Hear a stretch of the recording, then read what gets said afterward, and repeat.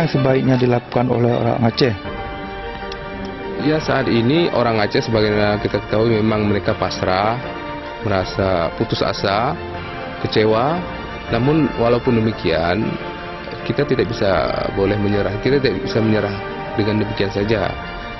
Pasrah ataupun diam itu sama seperti kita bersekutu dengan kezaliman itu sendiri. Oleh karena itu, kita mencari sebuah solusi baru, yaitu menciptakan generasi baru seperti yang kami lakukan saat ini, terutama di luar negeri. Dengan kemudahan yang ada, kita gunakan kemudahan itu untuk demi perjuangan.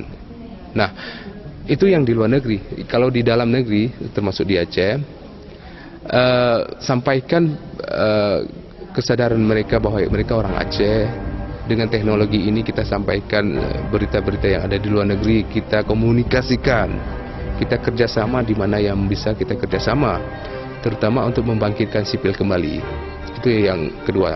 Dan yang terakhir, kita bisa memanfaatkan anak muda di Aceh supaya bergerak seperti tahun 98 dahulu, yaitu ketika civil society di sana sangat kuat.